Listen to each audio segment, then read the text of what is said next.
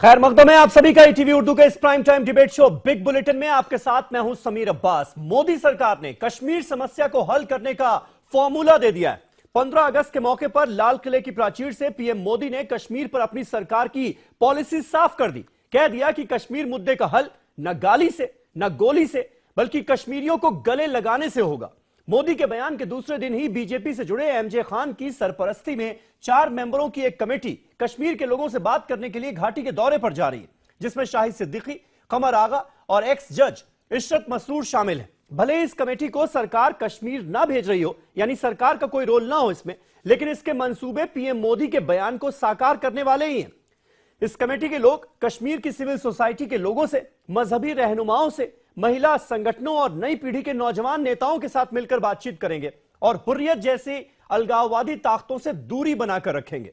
अब बड़ा सवाल यह है कि कश्मीर पर पीएम मोदी का यह नया फॉर्मूला कितना कारगर साबित होगा, जबकि मोदी सरकार में शामिल शिवसेना जैसे सहयोगी कह रहे हैं कि पहले पीएम धारा 370 खत्म करें, तभी तो कोई जाकर कश्मीरियों को गले लगाएगा। इसी पर करेंगे बातचीत अपने तमाम खास मेहमानों से, लेकिन सबसे पहले देखिए ये रिपोर्ट।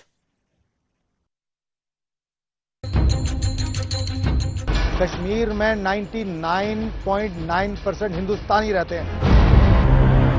हमारा देश है, ये हमारा वतन है। हमने इस पर आजादी में लड़ाई लड़ा है, हमने अंग्रेजों से लड़ाई लड़ा है, हमने मुगलों से लड़ाई लड़ा है। कौन कहता है कि हिंदुस्तान हमारा देश नहीं?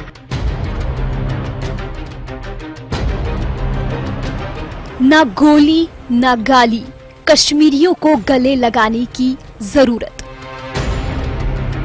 क्या कश्मीरियों को गले लगाने के लिए दफा 370 हटेगी? कश्मीर मसले का हल कितना मुश्किल, कितना आसान? न गाली से समस्या सुलझने वाली है, न गोली से समस्या सुलझने वाली है। समस्या सुलझेगी, हर कश्मीरी को गले लगा करके सुलझने वाली है। लेकिन आपने अभी तक ये नहीं कहा कश्मीर में लोगों को कैसे गले लगाएंगे?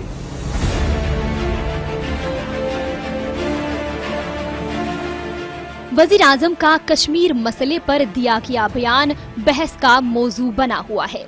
ना गोली ना गाली, गले लगाना कश्मीर मसले का हल। यौम आजादी तकरीब पर दिल्ली में नरेंद्र मोदी ने अपने खिताब में कहा कि रियासत जम्मू कश्मीर की तामीर तरक्की हिंदुस्तानियों का अज़्म रहा है। न गाली से समस्या सुलझने वाली है, न गोली से समस्या सुलझने वाली है। समस्या सुलझेगी, हर कश्मीरी को गले लगा करके सुलझने वाली है।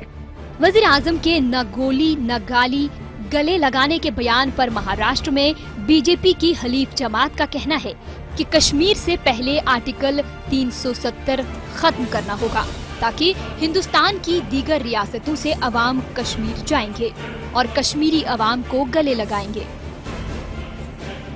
नरेंद्र मोदी के बयान का खैर मकदम करते हुए मीरवाइज उमर फारूक ने ट्वीट करके कहा कि गाली और गोली की जगह इंसाफ और इंसानियत को जगह दी जाए तो कश्मीर मसले का ये हकीकी हल होगा।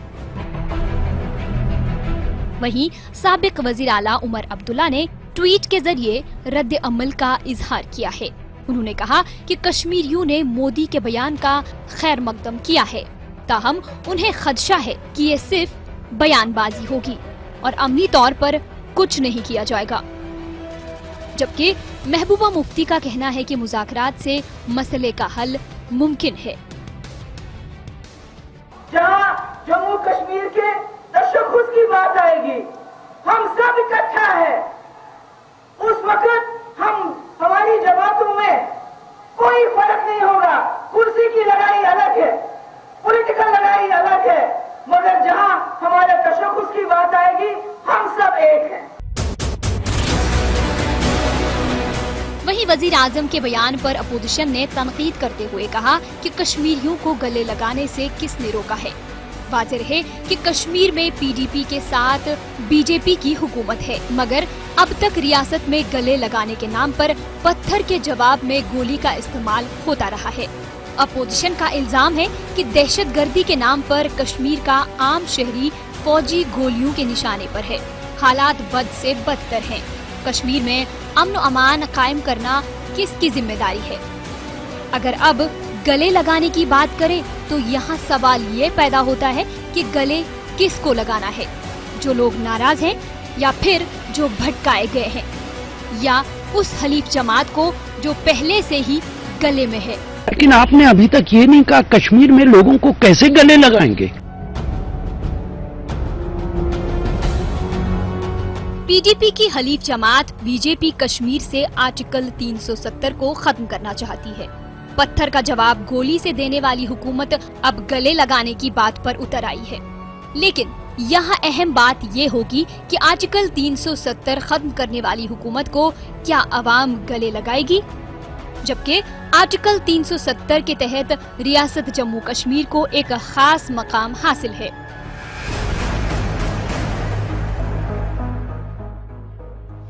मरकजी हुकूमत या पार्लियामेंट रियासती हुकूमत की तौसीक के बगैर मरकजी कवानीन का इतलाक रियासत जम्मू कश्मीर में नहीं कर सकती। आर्टिकल 370 की बुनियाद पर 1952 और फिर 1954 में रियासत जम्मू कश्मीर का अपना एक अलग आईन है। 1965 तक रियासत जम्मू कश्मीर का अपना वजीर-आज़म और सदर भी था, लेकिन अब रियासत का अपना झंडा ही बचा हुआ है। ऐसे में देखना होगा कि क्या कश्मीरी अवाम आर्टिकल 370 के खिलाफ हुकूमत को गले लगाएंगे। दरअसल इंसाफ और इंसानियत ही वो वाहिद रास्ता है जिससे कश्मीरियों का दिल जीता जा सकता है। Bureau report, ETV news.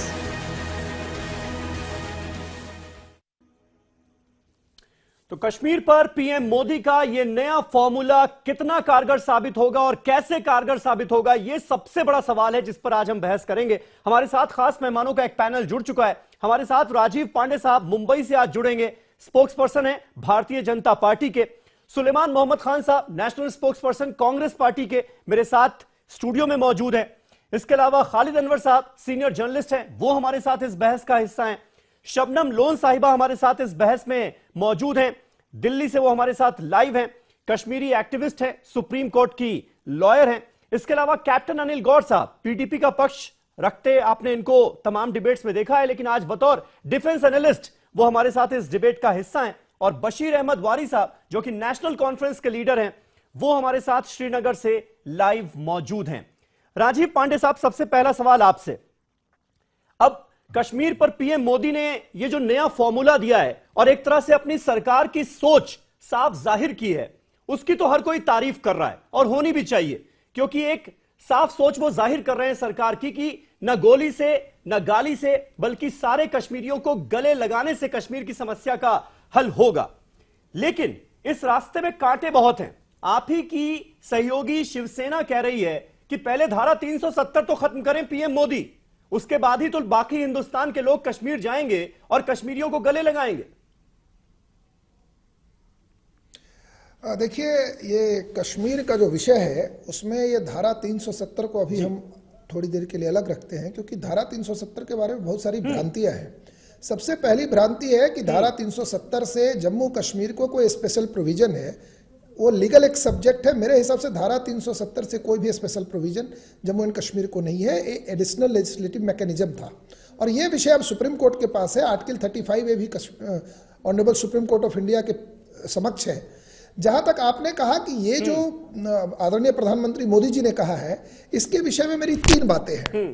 पहली बात कि जम्मू एंड कश्मीर में जो क्रॉस बॉर्डर टेररिज्म है, इसके खिलाफ इस सरकार ने बहुत जबरदस्त काम किया है। आर्मी को खुली छूट है और जो व्यक्ति भी क्रॉस बॉर्डर टेररिज्म में इन्वॉल्व्ड है उनके खिलाफ हम कार्रवाई करेंगे। दूसरी बात, पूरे के पूरे कश्मीर में जो आज आतंकवाद का आप देख रहे हैं, उसका कश्मीर से कोई लेना देना नहीं है। पैन इस्लामिक टेरर है, चाहे वो जुदाना हो, बुरहान वानी हो। तो ये जो पैन इस्लामिक टेरर के जो समर्थक लोग हैं, इनको पकड़ करके बंद किया जाएगा, इनके खिलाफ एक्शन होगी। अब तीसरी बात जो सबसे ज्यादा इंपॉर्टेंट है, किस आधार पर आप कह रहे हैं? ऐसी सरकार के पास क्या कोई रिपोर्ट है? किसी खुफिया रिपोर्ट के बेसिस पर आप ये बात कह रहे हैं या फिर ये हवा में बात की जा रही है? मैं कह रहा हूं, आपका कहने का मतलब यह है कि कश्मीर की आजादी के लिए कोई ऐसी तहरीक नहीं चल रही वहां पर? ये सिर्फ बहाना है। कोई तहरीक नहीं चल रही है, मैं आपको बता रहा हूं। जस्ट आप बुरहान वानी और अबू दुजाना इनके ट्वीट्स पढ़िए, आप इनके वीडियो देखिए, आपको पता चलेगा कि कश्मीर में अब कोई फ्रीडम स्ट्रगल नहीं है। It's a pan Islamic terror और इसके खिलाफ ये सरकार पूरे दम से काम करेगी। मेरी तीसरी बात आपने रोक दी थी, गले लगाने वाली जो बात है उसमें मेन विषय यह है कि जो कश्मीर के विक्टिम है, कौन है विक्टिम? कश्मीर की जनता। जो पूंछ सेक्टर में जो फायरिंग होती है वो हिंदू और मुसलमान में भेद नहीं करती, जम्मू में जो फायरिंग होती है वो हिंदू मुसलमान में भेद नहीं करती। तो जो भी विक्टिम है कश्मीर के, उनको हम गले लगाएंगे, जो इस टेरर के विक्टिम है हम उनको गले लगाएंगे। लेकिन जो पैन इस्लामिक टेरर और क्रॉस बॉर्डर टेररिज्म के लिए काम करते हैं, चाहे वो हुर्रियत हो या कोई और हो, ओवरग्राउंड वर्कर हो, अंडरग्राउंड वर्कर हो, यह सरकार उनसे सख्ती से निपटेगी। तीसरी बात मैं आपको बताऊं कि जहां तक हुर्रियत की बात है, वो भारत के संविधान के नीचे आकर के इलेक्शन लड़े, सीएम बने। सुलेमान मोहम्मद खान साहब, कांग्रेस पार्टी का स्टैंड क्या है? आप लगातार कांग्रेस पार्टी ये आरोप लगाती रही है कि कश्मीर पॉलिसी जो सरकार की है वो क्लियर नहीं है। अब 15 अगस्त को लाल किले के प्राचीर से इससे ज्यादा क्लियर पॉलिसी भला कैसे बताई जा सकती है? देखिए समीर भाई, एक तो जो प्रधानमंत्री जी ने ये बयान दिया है वजीर आजम साहब ने कि भाई गाली से ना गोली से और कश्मीरियों को गले लगाने से बात बनेगी, तो मैं उनसे ये पूछना चाहता हूं, 3 साल से वो केंद्र में हैं, वजीर आजम हैं मुल्क के, और 2.5 साल से भाजपा और पीडीपी की सरकार है कश्मीर में। हाँ। तो उन्हें कौन रोक रहा था 2.5-3 साल से कश्मीरियों को गले लगाने से? पहला सवाल जो राजीव जी इसका जवाब दे दें। गले नहीं लगा रहे थे, गोली चला रहे थे। और केंद्र सरकार के अटॉर्नी जनरल ने इस बात को डिफेंड किया सुप्रीम कोर्ट में कि पैलेट्स गन का इस्तेमाल जो है वो लीगलाइज्ड है, और 100 से ज्यादा लोगों को अंधा कर दिया, उन्हीं कश्मीरियों को जिनको आज ये गले लगाने की बात करते हैं। पहली बात। दूसरी बात, अभी 2-3 दिन पहले तक हमने देखा भाजपा के लोग आर्टिकल 35A को डिलीट करने की बात कर रहे हैं कि वो खत्म होना चाहिए, और उसके 2 दिन बाद ही 15 अगस्त में लाल किले के से प्रधानमंत्री साहब ने, वजीर आजम साहब ने ये कहा कि भाई गले लगाने की जरूरत है। तो मुझे नीयत साफ नहीं लग रही है, क्योंकि आर्टिकल 370 और आर्टिकल 35A जिस तरह से बीजेपी हटाना चाहती है, क्योंकि इनका वो था, मैनिफेस्टो में था, चुनाव जब इन्होंने लड़ा था तो ये वादा किया था। दूसरी तरफ महबूबा मुफ्ती मिलने जाती हैं जब वजीर आजम साहब से, तो कहती है कि हमारी बात हो गई है प्राइम मिनिस्टर साहब से, और उनका लेकिन अब तो एजेंडा ऑफ अलायंस एक है ना, उसके तहत चल रही है सरकार ना जम्मू कश्मीर में। तो नहीं, कोई एजेंडा नहीं है, ये बिल्कुल कंफ्यूज्ड है। रीजन ये है कि 1 साल से कश्मीर जल रहा है, 1 साल से क्यों नहीं इन्हें गले लगाने की इनको याद आई? PDP BJP government complete failure है, स्कूल जल रहे हैं। जिस तरह से अयूब पंडित का लिंचिंग हुई, ये एक पूरे देश में माहौल है, वो कश्मीर में भी आपने उसका रेप्लिका देखा और अपराइजिंग देखी किस तरह से हुई। तो पूरी तरह से फेल हो गए। और टेररिज्म की बात कर रहे थे Pandey ji, 13 major terror attacks हो चुके हैं across the border from Kashmir side, जिसमें 238 हमारे फौजी मारे जा चुके हैं और 136 सिविलियंस मारे जा चुके हैं। इतना हुआ है कि जो प्रधानमंत्री साहब कहते थे कि भाई कश्मीर को पाकिस्तान को पाकिस्तान की जवाब में बोली में जवाब देना चाहिए, हाँ। और चाइना को लाल आग दिखाना चाहिए। पता नहीं उसका क्या हुआ, क्या एक सर्जिकल स्ट्राइक करने के बाद भी कहते थे डीमोनेटाइजेशन के बाद टेररिज्म खत्म हो जाएगा। तो कुल मिला के ये सब जुमले हैं और लोगों को बेवकूफ बनाने की एक पॉलिटिकल इनकी नीति है। फौज को पॉलिटिसाइज किसी ने किया है तो बीजेपी ने किया है। फौज होती है, फौज को फौज का क्रेडिट देना चाहिए। डिफेंस एनालिस्ट हैं भाजपा सरकार ना ले। कैप्टन गौर, मैं आपसे जानना चाहूंगा, क्या आपको लग रहा है कि ये जो फॉर्मूला है, जो प्रधानमंत्री मोदी का फॉर्मूला है, इसकी राह में वाकई धारा 370 या आर्टिकल 35A ये रोड़ा है जिसका जिक्र शिवसेना कर रही है?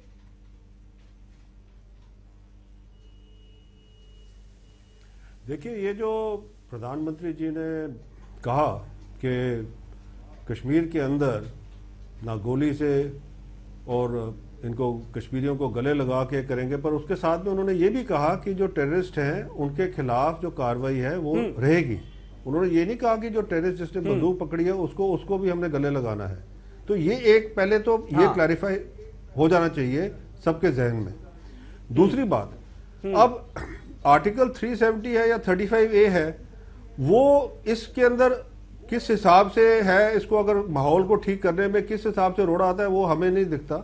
क्योंकि ये जो पॉलिटिकल बातें हैं या ये सुप्रीम कोर्ट के अंदर है आर्टिकल 35A वगैरह के ऊपर, ये सुप्रीम कोर्ट जब फैसला देगा उसके हिसाब से कार्रवाई चलेगी। पर जो कार्रवाई अभी करनी है, हमने जो टेररिस्ट हैं उनको एलिमिनेट करना है और एक माहौल देना है, जो दहशतगर्दी का माहौल है वैली के अंदर उसको खत्म करना है। और ये टास्क जो है ये प्राइम मिनिस्टर साहब का चल रहा है। और जैसे ही आप देखेंगे, अभी आप देखें कि जितना ह्यूमन इंटेलिजेंस से जो हमें फीडबैक आ रहा है, जितना ये लोग मिलिटेंट्स के खिलाफ हैं, ये जितनी ह्यूमन इंट से इंफॉर्मेशन आती है कि कोई मिलिटेंट कहीं छिपा है और उसी के साथ साथ एक्शन होता है, ये जो है यही कार्रवाई चलती रहेगी। और साथ में जो अभी डायलॉग का प्रोसेस कर रहे हैं वो डायलॉग चलता रहेगा इनका। वो डायलॉग अपने सिविल सोसाइटी को ले ले।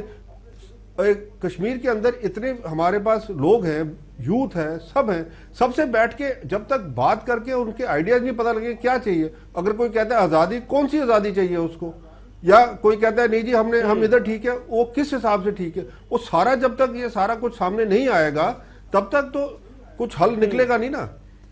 जब ये कार्रवाई तभी ठीक रहती है जब शबनम लोन हमारे साथ मौजूद हैं, जो हमारे फौज का एक्शन है। शबनम जी, ये जिस बात का जिक्र कैप्टन अनिल गौर ने अभी किया कि आजादी जिसकी बात होती है, कैसी आजादी चाहिए, आपको लगता नहीं कि जब तक जो वहां पर कुछ इस सोच के लोग हैं, जब तक उनको न्यूट्रलाइज नहीं किया जाएगा तब तक बात नहीं बनेगी? क्योंकि हिजबुल मुजाहिदीन, आज ही अब से थोड़ी देर पहले की खबर है, हिजबुल मुजाहिदीन को अमेरिका ने टेरर आउटफिट माना है। लेकिन आप बहुत अच्छे तरीके से जानती हैं कि हुर्रियत कॉन्फ्रेंस के लोग हों या फिर दूसरे अलगाववादी नेता हो, वो हिजबुल मुजाहिदीन को टेररिस्ट आउटफिट मानने के लिए तैयार नहीं है यहां हिंदुस्तान में बैठकर। तो ऐसे लोगों को कैसे समझाया जाएगा? वो कैसे उस जमात में शामिल हो पाएंगे जिन्हें गले लगाया जा सके?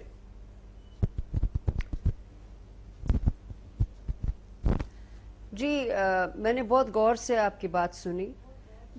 आजकल ये चल पड़ा है, बहुत सारे प्रोग्राम्स में इंसान इस बात पे बात करता है, लेकिन मेरा एक मानना है कि आप लोग एक जगह गलती कर रहे हैं।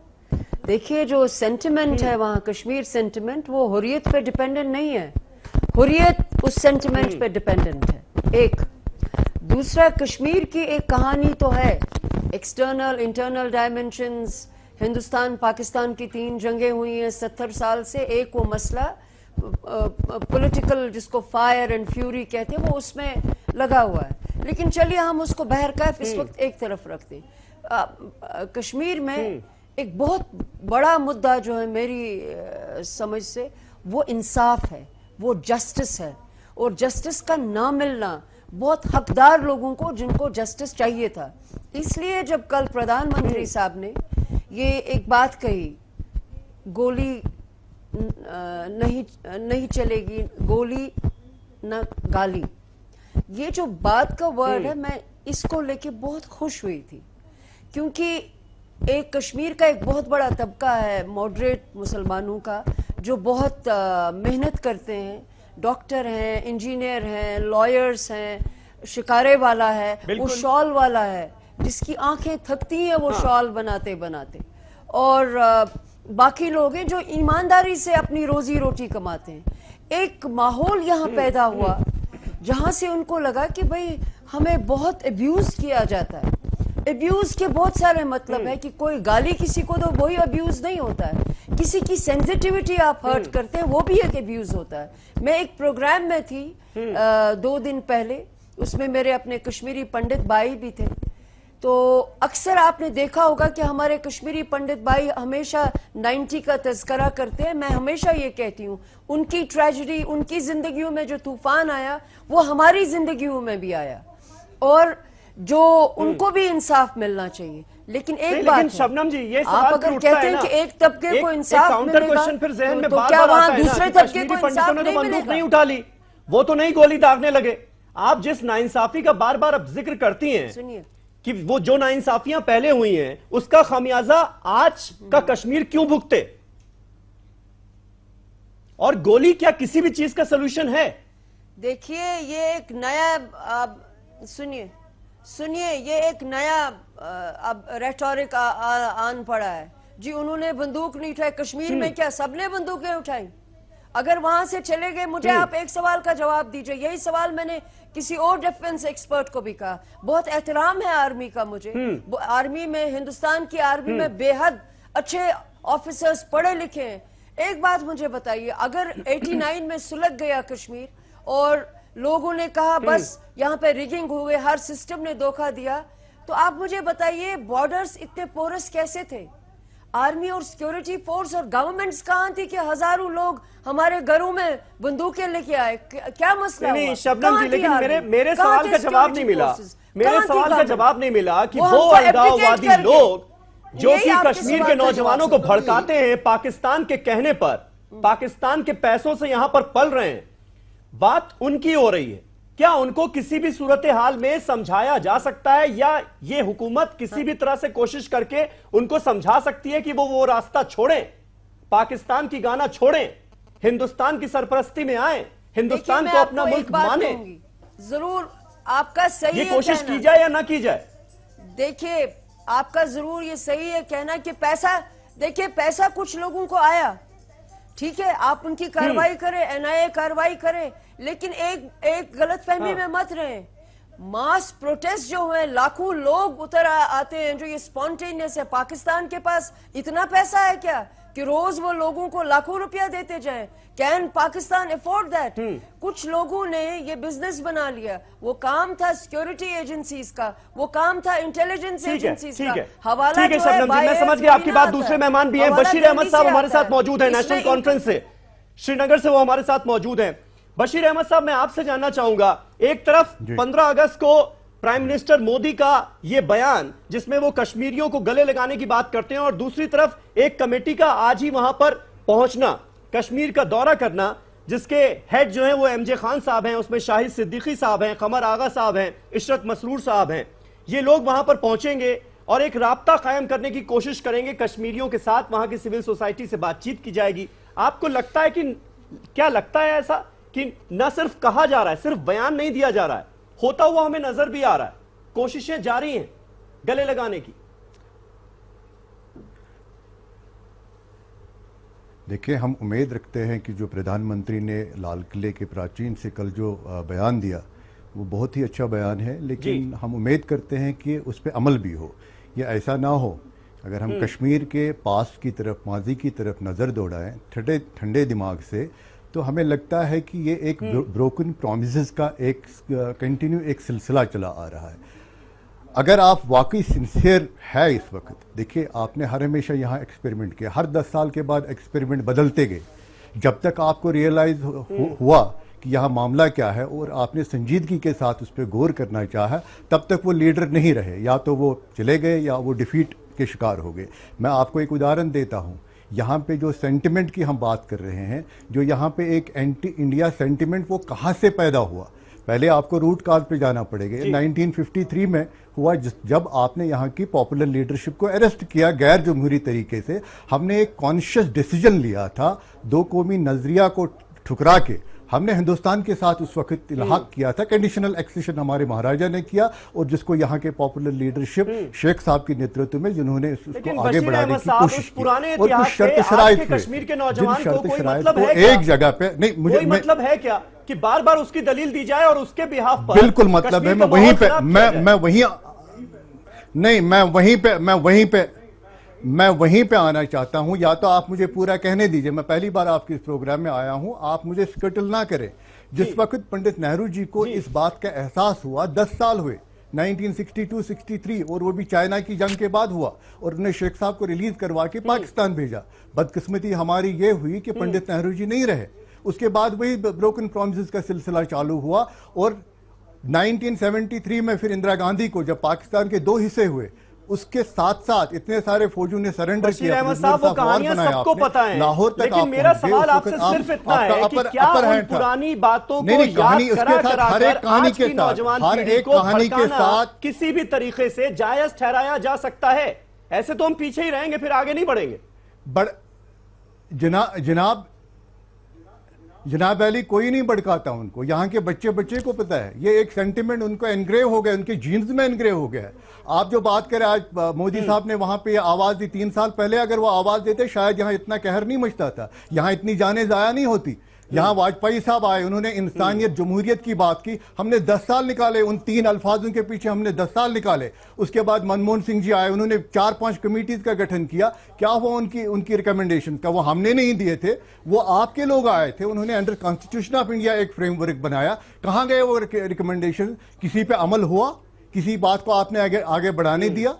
आप सुनने के लिए तैयार नहीं है। आप हकीकत को समझने की कोशिश करें। यहाँ का बच्चा पुरअमन शहरी है, यहाँ के लोग पुरअमन लोग हैं, यहाँ के लोग कभी गड़बड़ नहीं चाहते हैं, वो पुरअमन तरीके के साथ आगे बढ़ना चाहते हैं, लेकिन मामला वहां से उलझाया जाता है, यहाँ से नहीं उलझाया जाता। मैं आपको वही बात, हर 10 साल के बाद आप एक्सपेरिमेंट करते जाते हैं। मुट्ठी भर अलगाववादी लोग हैं, चंद लोग हैं जो भड़काते रहते हैं पूरी की पूरी नौजवान पीढ़ी को। मुट्ठी भर जो देखिए साहब, मुट्ठी भर अलगाव, मैं हैरान हो गया। कल हमारे गवर्नर साहब ने भी कहा कि मेन स्ट्रीम के लोग आगे नहीं जाते हैं, लोगों के साथ मिलते नहीं है। मैं आपको यकीन के साथ कह सकता हूं, पिछले साल इन्हीं दिनों हम लोग अपने क्षेत्र में अपने घर नहीं जा पाते थे, तो वो क्या मुट्ठी भर अलगाववादी थे? यहां पूरा सेंटिमेंट जुड़ा हुआ है। आप अगर बात सुनना चाहते हैं तो आप हमसे बात सुनिए ना, जो ग्राउंड जीरो पे काम करते हैं। एक बंदा, चाहे वो नेशनल कॉन्फ्रेंस के साथ एसोसिएटेड है, वहां की जो फीलिंग्स हैं, वहां की लोगों की जो भावनाएं हैं, उनको आप रख पाएं। वो पीडीपी के साथ क्यों ना, पीडीपी के साथ क्यों ना अलाइंड है, वो कांग्रेस के साथ क्यों ना अलाइंड है। जब सेंटिमेंट की बात आती है वो एक हो जाते हैं, क्योंकि मैंने कहा कि पिछले 70 सालों से सिर्फ ब्रोकन प्रॉमिसेस हुए। आपने वादा किया और उस वादा खिलाफी हुई। अदरवाइज कश्मीर एक एसेट है हिंदुस्तान के। ठीक है बशीर अहमद साहब, खालिद अनवर साहब भी हमारे साथ मौजूद हैं, सीनियर जर्नलिस्ट हैं। वाकई गले लगा के देखिए, ये तो प्रॉब्लम फिर बहुत बड़ी लगती है अगर हम बशीर अहमद साहब की बातों पर यकीन करें। फिर तो वो बात नजर नहीं आती जो कि पीएम कह रहे हैं कि चंद मुट्ठी भर लोग हैं। ये तो कह रहे हैं कि तमाम ऐसे लोग हैं, तमाम कश्मीरियों के सेंटिमेंट जुड़े हुए। फिर ऐसे में कैसे समझाया जाएगा? नहीं, वजीर आजम ने जो कल लाल किले से जो भाषण दिया, जो तकरीर की उन्होंने, मैं उनके तकरीर की, उनकी इस बात की बहुत कदर करता हूं कि पहली मरतबा वजीर आजम ने ये कहा कि कश्मीर में गोली नहीं चलाएंगे, कश्मीरियों को गाली नहीं देंगे। कश्मीरियत इस मुल्क में गाली बन चुकी है। पता है समीर साहब कि कर्नाटका में हो, उत्तर प्रदेश में हो, नोएडा में हो, यूपी में हो, जहां कश्मीरी बच्चे होते हैं उनके साथ क्या किया जाता है, क्या सलूक किया जाता है। तो वजीर आजम के इस बयान का जितना खैर मकदम करना चाहिए हम लोग करें, लेकिन एक बुनियादी बात यह है जो अभी बशीर साहब कह रहे थे या जो एडवोकेट हैं वो कह रही थी कि कश्मीर का मसला क्या है, वो मसले की बुनियाद क्या है। उस बुनियाद में वजीर आजम को जाना पड़ेगा, वजीर आजम को अब डायलॉग करना पड़ेगा और ये सोचना कि ये चंद मुट्ठी भर लोग हैं जो इलाहदगी पसंद हैं, जो अलगाववादी, ये सही नहीं है। वो मुट्ठी भर लोग कितने लोगों के जज्बात की तर्जुमानी कर रहे हैं, कितने लोगों के एहसासात की तर्जुमानी कर रहे हैं, इस पे गौर करना होगा और मुट्ठी भर कह के आप नजरअंदाज नहीं कर सकते। दूसरी चीज क्या है कि वजीर आजम कह रहे हैं, बहुत अच्छी बात कह रहे हैं और उसका हम लोग इस्तेकबाल कर रहे हैं, लेकिन वजीर आजम की पार्टी के कुछ लोग जो कश्मीर में अफवाहें फैला रहे हैं, जो कश्मीरी अवाम के ऊपर इल्जामात लगा रहे हैं, जो कश्मीरी बच्चों को बदनाम कर रहे हैं या कश्मीरी तहजीब के खिलाफ बोल रहे हैं, उन लोगों के ऊपर भी लगाम लगाना पड़ेगा। दूसरी जो सबसे अहम बात है समीर साहब कि आप गवर्नमेंट लेवल पे जो बातें कर रहे हैं कि ठीक है गोली से नहीं, गाली से नहीं, हम बातचीत करेंगे, लेकिन जमीनी सतह पर क्या हो रहा है? बहुत बुनियादी बात है कि इंसाफ कश्मीरियों को नहीं दिया जा रहा है। कश्मीर के कितने बच्चे गायब हैं उसके बारे में उनकी माओं को नहीं बताया जा रहा है। कश्मीर के नौजवान, नहीं तो ये जो नाइंसाफी जिसका आप जिक्र कर रहे हैं, ये क्या सिर्फ हिंदुस्तान में कश्मीर में ही हो रही है? नहीं, और कहीं पूरे मुल्क में कहीं कोई नाइंसाफी नहीं हो रही? कश्मीर में एक बहुत बड़ा तबका है, नौजवानों का एक बहुत बड़ा तबका है जो लापता है। और कश्मीर में ऐसे मजालिम बहुत हो रहे हैं नौजवानों के ऊपर, चाहे पुलिस के, मैं ये नहीं कह सकता कि आर्मी उनके ऊपर मजालिम कर रही है, पुलिस के जरिए, लोकल इंटेलिजेंस के जरिए इस तरह से मजालिम हो रहे हैं और उनको इंसाफ मिलना चाहिए। ठीक है राजीव पांडे जी, एक छोटा सा जवाब दे दीजिए इसका कि जब आपकी सोच इतनी अच्छी है, फॉर्मूला आपके पास इतना अच्छा है, तो जमीन पर हालात बदतर क्यों होते जा रहे हैं? पिछले 3 साल में हालात और बिगड़े क्यों हैं? नहीं, हालात जो बिगड़े हैं उसके पीछे जो मेन कारण था मैं आपको बताता हूं कि 65 साल से करीब जो ये सरकार थी केंद्र की, वो कंफ्यूज सरकार थी। उनको पता नहीं था कि जम्मू कश्मीर का रियल इशू क्या है। रियल इशू है कि वहां अभी तक कोई काम नहीं है, कोई काम नहीं है क्योंकि वहां इंडस्ट्री नहीं गई, इंडस्ट्री नहीं गई, लोग बेरोजगार हैं, वो पत्थर फेंकने के लिए पैसे लेते हैं पाकिस्तान से। और जो ये बार बार कह रहे हैं कि पॉपुलर सेंटिमेंट है, ये सारे जगह पत्थरबाज एक ही ग्रुप के लोग हैं, they are not common man, ये ओवरग्राउंड वर्कर हैं जो टेररिस्ट को मदद करते हैं एस्केप करने के लिए। आदरणीय प्रधानमंत्री मोदी जी ने जो कहा है वो ये है कि जो कश्मीरी है हम उनको गले लगाएंगे, लेकिन जो पैन इस्लामिक टेरर के लिए काम कर रहे हैं, जिन्होंने शियाओं का कत्लेआम किया, अहमदिया का कत्लेआम किया, इस्माइली का कत्लेआम किया, हिंदुओं का कत्लेआम किया, बौद्धों का कत्लेआम किया, केवल 4 डिस्ट्रिक्ट है जहां ये पैन इस्लामिक टेरर के लोगों पर जुल्म ढा रहे हैं। क्यों करगिल में 70-75 मुझे लग रहा है बार-बार भावना नहीं है, कुछ में नहीं है। जम्मू में मुसलमान है, ये हिंदू मुस्लिम इशू नहीं है, जो बार-बार आता है पैन इस्लामिक सेंटीमेंट जगाने की कोशिश कर रहे हैं, पैन इस्लामिक टेरर। अगर मैं इसी को यूं जबान में कहूं कि साध्वी प्रज्ञा ठाकुर और कर्नल पुरोहित ये क्या हिंदुत्व टेरर नहीं कर रहे थे, हिंदू मजहब के नाम पे टेरर, ये अच्छी बात होगी। कश्मीर में ये जो पैन इस्लामिक टेरर आप कर रहे हैं, आपने कश्मीरियों को पैन इस्लामिक टेररिस्ट बता दिया। आप लोगों को इसके अलावा और मुझे राजीव जी एक दिक्कत लग रही है और शर्म करिए थोड़ी, मैं आपकी बर्बाद कर दिया कश्मीर जल रहा है। समीर भाई एक सेकंड, अभी ने मैं जवाब ही दे दूं, थोड़ी सी शर्म करिए, कश्मीर जल रहा है और उसी कश्मीर में जहां आपका स्टेट में भी सरकार है और सेंटर में भी, वहां पर पाकिस्तान और ISIS के झंडे खूब लहराए जा रहे हैं आपकी सरकारों में, और 6.5% पोलिंग हुई है लोकसभा चुनाव में। मुझे राजीव जी जो बात आप कह रहे हैं, मुझे उसमें एक समस्या, एक प्रॉब्लम ये लग रही, मैं मानता हूं आपकी बात कि आप किस बेसिस पर ये बात कह रहे हैं। कुछ टेररिस्ट ऐसे हैं जिन्होंने एक वीडियो जारी किया और उसमें यह कहा कि ऐसा लगा उसको देखकर कि वो रेडिकलाइज हो चुके हैं, इस्लामिक टेरर जिसका बार बार जिक्र कर रहे हैं, ऐसा लगा। लेकिन क्या उस बुनियाद पर, उस बिना पर पूरी कश्मीर समस्या को यह कहा जा सकता है कि इस्लामिक टेरर वहां पर फैलाया जा रहा है, उसकी ये देन है? ये मुझे लगता है मामले को भटकाने की कोशिश होगी। एक छोटा सा ब्रेक लेते हैं, मैं राजीव आऊंगा आपके पास आऊंगा, सुलेमान भी बहुत कुछ कहना चाह रहे हैं। एक छोटा सा ब्रेक लेते हैं, फौरन होते हैं हाजिर और इस बहस को आगे बढ़ाते हैं ब्रेक के बाद।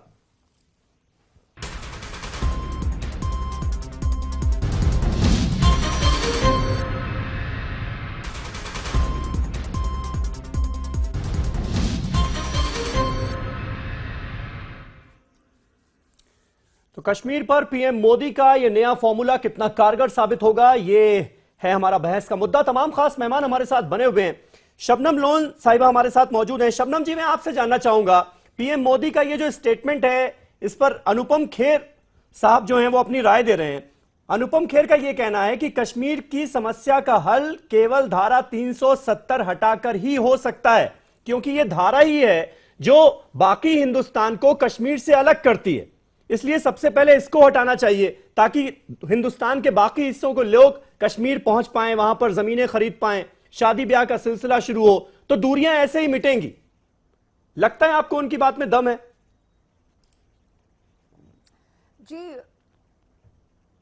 जी, अनुपम खेर साहब हमारी वादी से ताल्लुक है उनका, और बहुत बड़े आर्टिस्ट हैं और मेरे बहुत पसंदीदा आर्टिस्ट हैं। ये सही है कि वो कुछ रेडिकल लाइन ली है उन्होंने कश्मीर को लेके, पर्टिकुलरली जब से हमारे कश्मीरी पंडित्स का वहाँ से एग्जॉडस हुआ है, लगता है बहुत हर्ट है, वो बहुत एंग्री हैं। तो वो अक्सर बेशतर उनके बड़े स्ट्रॉन्ग स्टेटमेंट्स आते हैं। तो चलिए इसको एक तरफ रखिए, लेकिन मैं एक बात से बहुत हैरान हूँ अब्बासी साहब। देखिए, कल ही प्रधानमंत्री ने ये स्टेटमेंट दिया था, तो मैंने आपसे कहा कि जब उन्होंने ये अब्यूज नगाली से, मैंने सोचा था कि बहुत सही सेंटिमेंट पकड़ लिया है प्रधानमंत्री साहब ने, और यहाँ से अगर शुरुआत होगी तो आइंदा से आगे का जो लाई अमल होगा, हो सकता है कुछ उस्तवारी आ जाएगी। सही है कि ये मसला तो हल नहीं हो सकता है, लेकिन सितम ज़रीफी ये है कि लोग समझ रहे हैं कि भाई कल दे दिया तो कश्मीरियों को फॉल इन लाइन करना चाहिए। सबसे पहले मेरा बहुत अदब से भारत के गयूर अवाम से रिक्वेस्ट है कि आप लोग जरा अपने आप में भी समा जाए। आप लोग समझते क्या हैं कश्मीरियों को? और दूसरी बात, कश्मीरी जो है वो कश्मीरी पंडित तक महदूद नहीं ना है। मेरे कश्मीरी पंडित को जस्टिस चाहिए। अब अनुपम खेर साहब और बाकी कश्मीरी पंडितों को चॉइस करनी है, या तो वो जस्टिस सीख करें या रिवेंज सीख करें कश्मीरी मुसलमान से। वो रिवेंज अब किस तरह से सीख कर रहे हैं, उनको वो अंदाजा लगा रहे हैं कि हम हिंदुस्तानी हैं, हमारे पास हिंदुस्तान की फौज है, तो इसलिए अब हिंदुस्तान की फौज निकले और कश्मीरी पंडितों के, हमने खुद बंदूक तो नहीं उठाई, लेकिन अब आर्मी जो है कश्मीर की वो हमारे बिना पर वहां पर कश्मीरियों का नरसिंगार करे। This is not done. मेरे कश्मीरी पंडित को जस्टिस चाहिए। जिसने भी, चाहे मुसलमान है चाहे कोई भी है, जिसने मेरे कश्मीरी पंडित का घर जलाया, उनका कत्ल किया, आप मुझे ये बताइए कि उन लोगों के साथ मुझे क्या भी सलूक जस्टिस किया चाहिए। जाए, अब्बासी साहब, मेरे वालिद का कत्ल हुआ, सुनिए, और उनको कैसे मुख्य धारा में जोड़ने की कोशिश की जाए। नहीं सुनिए, जो असल बात है उस पर आप बात नहीं कर रही शबनम जी। शबनम समीर जी, जो हिंदुस्तान में रहते हैं और गाते पाकिस्तान की और पाकिस्तान का हुक्म बजाते हैं, समीर जी मानने के लिए तैयार नहीं है। एलिनेट करेंगे ये 370। समीर अब्बास, समीर अब्बास, एक जवाब जस्ट 370 समीर अब्बास जी, मुझे मौका दीजिए। उन्होंने कहा है, सुनिए, मैं एक चीज, बशीर साहब आ रहा हूं। कश्मीरियों को एक चीज क्लियर करना चाहती हूँ कि कश्मीरी समीर जी, समीर अब्बास जी, कश्मीरियों के लिए धोखा है। समीर अब्बास, सुनिए, 370 क्या है? पुरानी बातों को कुरेद कर, गड़े मुर्दों को उखाड़ कर आज की पीढ़ी को भड़काना, मुझे नहीं लगता कि इसमें कोई लॉजिक है। मुझे नहीं लगता आज की पीढ़ी, आज का नौजवान कश्मीर का ये नहीं सुनना चाहता। समीर जी, वो रोजगार चाहता है, आगे बढ़ना चाहता है। बशीर अहमद साहब, जी, मैं आ रहा हूँ। राजीव जी, मैं आ रहा हूँ, आपके पास आ रहा हूँ। उसके बाद बशीर अहमद साहब, 370 जी, बात कहना चाहता हूं। सुन लिया मैंने शबनम जी, सुन लिया। दूसरे मेहमान भी हैं। के लिए एक बहुत बड़ा धोखा है। 1964 में गुलजारी लाल नंदा साहब, नहीं 1964 में क्या हुआ मुझे नहीं सुनना। अगर शबनम जी, मुझे आज छेड़ो इसको जी। बशीर अहमद साहब, शबनम जी, ये कुछ भी नहीं। समीर जी, मैं बशीर अहमद साहब, मैं अनुपम खेर जी, शबनम जी, शबनम जी, एक मिनट, दूसरों को बोलने दीजिए। अनुपम खेर जी को मैं दो जवाब देना चाहता हूं। मैं उनसे एक सवाल करना चाहता हूं। अगर धारा 370 आपको कश्मीर में खटकती है, तो धारा 371 जो है, जो नॉर्थ ईस्टर्न जितनी हमारी स्टेट्स है उनको अप्लाई होती है, उनकी बात क्यों नहीं करते आप? नंबर एक। नंबर दो, जब आप 370, देखिए यह हो गया एक तरफ से लेमैन आके वहां कुछ भी बोले। 370 जब आप खत्म करते हैं, जिस वक्त कॉन्स्टिट्यूशन ऑफ इंडिया इंप्लीमेंट हुआ 50 में 26 ऑफ जनवरी, दो रिलेशन हमारे थे पूरे रेस्ट ऑफ द कंट्री के साथ। एक आर्टिकल 1 और दफा 370 में ही डिफाइन किया गया कश्मीर के साथ हमारे रिश्ते कैसे होंगे और कश्मीर का हिंदुस्तान के साथ कैसा रिश्ता हो। जब आप ये ब्रिज ही तोड़ देंगे, तो मुझे बताइए आपके पास और कौन सा तरीका है कॉन्स्टिट्यूशनली लीगली जुड़ने? आप ही तो बार बार 370 की बात करते हैं उड़ाने के, फिर कौन सा आपके पास कौन सा तरीका है जिससे आप अमेंड करें? कश्मीर को सबसे ज्यादा नुकसान, ठीक है बशीर साहब, राजीव पांडे जी जवाब दीजिए। इंस्ट्रूमेंट ऑफ एक्सेशन, ठीक है राजीव पांडे, जिसके थ्रू सारा नुकसान हुआ।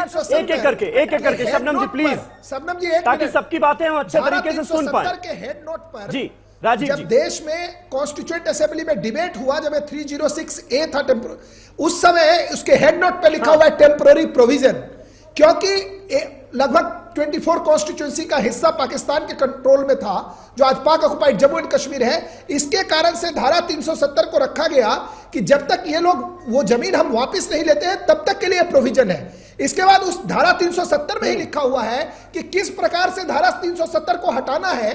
371D में लिखा है कि प्रेसिडेंशियल ऑर्डर से आप धारा 370 को हटा सकते हैं। एक टेम्पोररी प्रोविजन आज तक परमानेंट 70 साल से बना हुआ है। और 35A आपकी सरकार हटाना चाहती है धारा 370। नियत राजीव से पांडे नहीं जी, है, यही मैंने कहा था। मैं आपकी बात से ये नतीजा निकाल सकता हूँ क्या? ठीक है, बात जबान पे आ गई। सुलेमान एक मिनट, मुझे जवाब चाहिए इसका। राजीव समीर जी, मैं पूछना चाहता हूँ बीजेपी के राजीव जी बोलेंगे, राजीव जी बोलेंगे। मैं पूछना चाहता हूँ राजीव जी, क्या मैं आपकी बातों से ये नतीजा निकाल सकता हूँ कि आपकी मंशा धारा 370 हटाने की है? आपने जो कंडीशन रखी वहां पे पाकिस्तान ऑक्युपाइड कश्मीर को लिबरेट करना है, 1964 क्या आपने में लोकसभा का बहस है, सारी पार्टियां तैयार थी धारा 370 को हटाने के लिए। कांग्रेस पार्टी ने केवल पॉलिटिक्स किया है धारा 370 के नाम पर। धारा 370 से आप यहाँ पर इस टाइम राज कर रहे हैं, सबसे ज्यादा नुकसान आपका रूल है, और मैं एक आप बात कह रहा हूं, सरकार में हैं, आज ये और विषय कांग्रेस सुप्रीम पार्टी कोर्ट ने में है। पूरे देश धारा को 370 1947 से लेकर आज तक जब आप सरकार में आए, उसके बीच में आपकी भी सरकारें रही हैं। जरूरत पड़ी कांग्रेस पार्टी ने पूरे देश को यूनाइटेड रखा है और पाकिस्तान को तोड़ा है। कांग्रेस पार्टी ने देश को यूनाइट रखा है, पाकिस्तान को दो टुकड़ों में तोड़ दिया है और सिक्किम को जोड़ लिया है। भारत के अंदर आपका कोई कॉन्ट्रीब्यूशन नहीं है। ठीक है, आप मत सिखाइए कांग्रेस को, सुलेमान, ना ही आपके आजादी के कोई मूवमेंट में आपका कोई कंट्रीब्यूशन है, ना भारत को यूनाइट रखने में। सुलेमान, एक मिनट, पाकिस्तान को जी, जोड़ लिया है। आपका कोई कंट्रीब्यूशन नहीं है भारत की आजादी की लड़ाई में। आपको तो जो भारत बनाया कांग्रेस ने 40-50 साल में, वो आपको थाली में सजा के लड्डू मिल गया।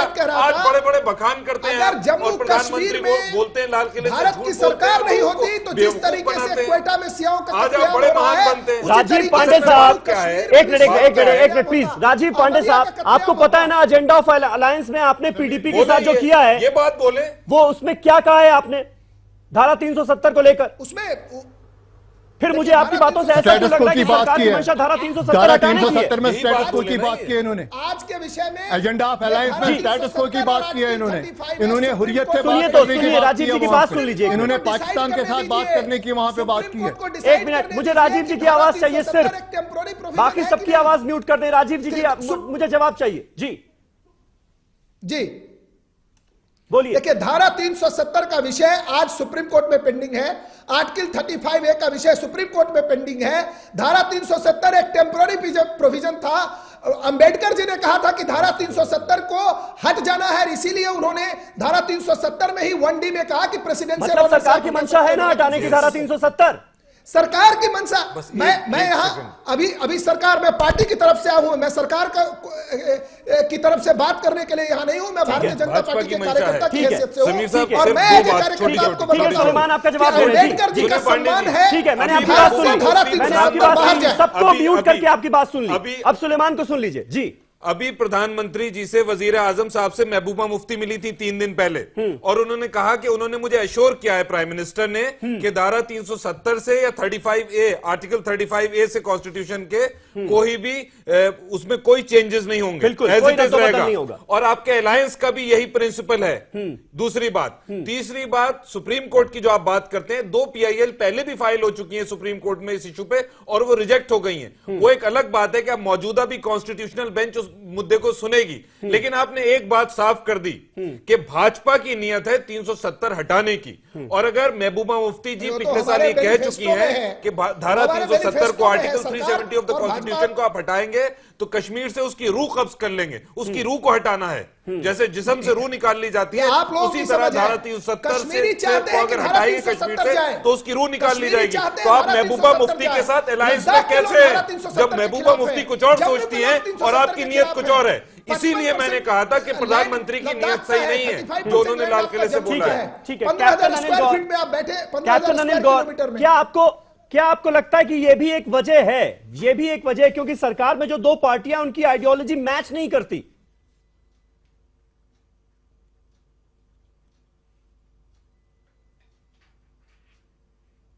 किस चीज की वजह आप पूछ रहे हैं?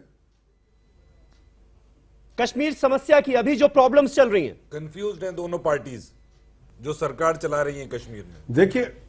देखिए ऐसा है कि as far as the position in Kashmir is concern, हमारा जो मैं बताइए कि जिन्होंने बातें की, पॉलिटिकल सेटअप है, सारा कुछ है। देखिए, फौज और जो सिक्योरिटी फोर्स का काम है कि एक माहौल बनाना जिसमें कि पॉलिटिकल डायलॉग चले।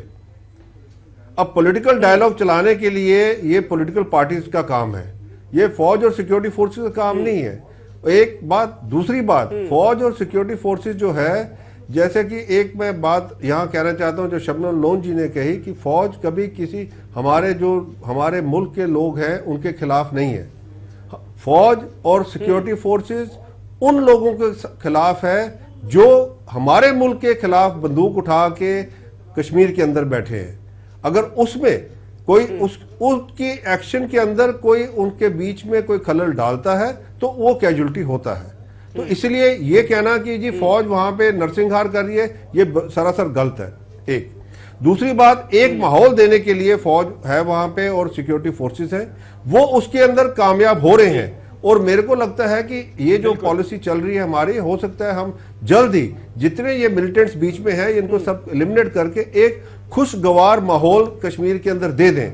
और उसके बाद जो है ये पॉलिटिकल पार्टीज का काम है कि वो आगे के डायलॉग चलाएं, वो आगे का डायलॉग करें और लोगों के बीच में जाके लोगों का राय लेके लोगों के साथ बैठ के एक हल निकालें, ताकि ये जो मसला है कश्मीर का वंस एंड फॉर ऑल ये खत्म हो जाए, ताकि हम बार बार सारी उम्र हमेशा के लिए ताकि ये मसला सुलझे। खालिद अनवर साहब, इसकी उम्मीद आपको नजर आती है क्या ये फॉर्मूला कारगर होता हुआ जमीन पर आपको नजर आता है क्या? क्योंकि एक तरफ हम देख रहे हैं कि 100 से ज्यादा टेररिस्ट पिछले कुछ दिनों में मारे गए हैं, आर्मी लगातार ऑपरेशन छेड़े हुए हैं वहां पर टेररिस्ट ग्रुप्स के खिलाफ। दूसरी तरफ यहां से एक सिविल सोसाइटी की एक कमेटी जा रही है जो कि कश्मीरियत की बात करेगी, कश्मीरी लोगों से राब्ता कायम करने की कोशिश करेगी। यानी हर तरफ से कोशिश की जा रही है, नतीजा कुछ निकलेगा इसका? नहीं, कोशिश तो बहुत दिनों से की जा रही है, इस गवर्नमेंट ने भी किया और वजीर आजम भी कर रहे हैं कोशिश। लेकिन मसला ये है कि ये जो कमेटी गई है किससे बात करेगी?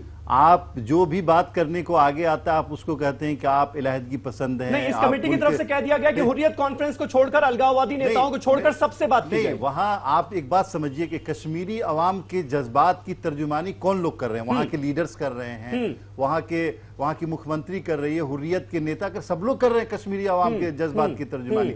और आप ये समझते हैं कि हमने उन लोगों को, जिन लोगों ने हथियार उठाया, उनको हम मार देंगे, ठीक है, वो लोग वायलेंस कर रहे हैं, आप उसको मार रहे हैं। लेकिन जो हुर्रियत के लीडरान हैं जो वायलेंस नहीं करते हैं, जो लोग बातचीत में यकीन रखते हैं, जो ये चाहते हैं कि इस मसले का हल निकले, उनको आप हुर्रियत के नेता उस वायलेंस को क्रिएट कर रहे हैं जम्मू एंड सही कश्मीर नहीं है। में। आप नहीं चाहते के लोग ज्यादा जिम्मेवार हैं बंदूक उठाने वालों से। आपकी पार्टी के लोग, आपके वो लोग जो वहां आपकी पार्टी के ख्यालात को फैला रहे हैं वो कुछ और बोलते हैं, और जो पार्टी के जिम्मेदारान वो कुछ और बोलते हैं, आप कुछ और बोलते हैं। इससे ऐसा लगता है कि ठीक है, वजीर आजम ने एक बहुत अच्छा कदम उठाया और इसके इम्कानात हैं कि इस मसले का हल हो। और ये कोई ऐसा मसला नहीं कि एक दिन में, एक साल में, 6 महीने में ये मसला हल हो जाएगा। ये मसले में एक लंबा वक्त लगेगा, उसके लिए माहौल साजगार करना पड़ेगा, कश्मीरियों का एतमाद जीतना पड़ेगा। आप कुछ और बोले, आपकी पार्टी के लोग कुछ और बोले, आपके नेता कोई और बोले, शबनम जी, जो सेपरेटिस्ट लीडर्स हैं उनके पास क्या एक मौका है मुख्य धारा में जुड़ने का पीएम के इस स्टेटमेंट के बाद, आपको लगता है? क्योंकि साफ कहा गया है कि बंदूक छोड़िए, पाकिस्तान का हुक्म बजाना छोड़िए और उसके बाद बातचीत की टेबल पर बैठिए।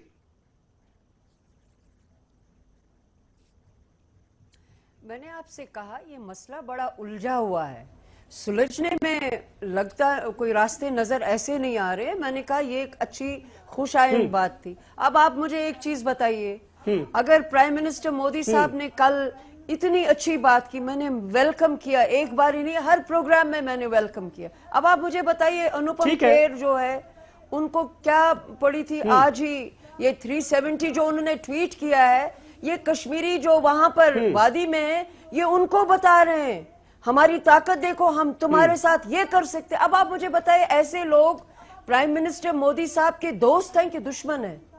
ये क्या मसला है? ये लोग प्राइम मिनिस्टर साहब से भी ऊपर है। क्यों ये ऐसा काम करते हैं? क्यों ये लोग 5 महीने 6 महीने, why don't they go and take a back bench?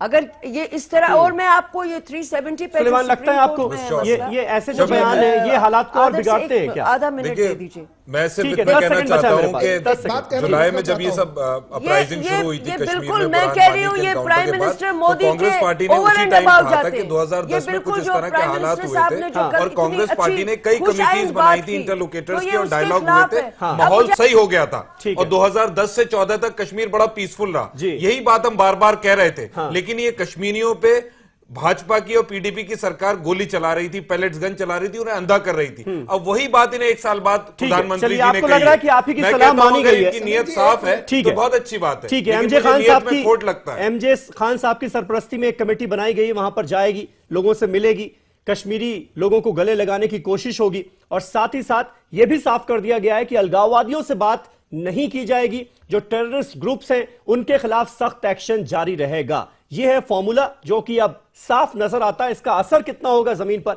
यह आने वाला वक्त बताएगा। आप सबका बहुत बहुत शुक्रिया हमारे साथ इस डिबेट का हिस्सा बनने के लिए। कल एक नए टॉपिक पर नई डिबेट के साथ हाजिर होऊंगा। तब तक तमाम खबरों के लिए आप देखते रहिए ईटीवी उर्दू।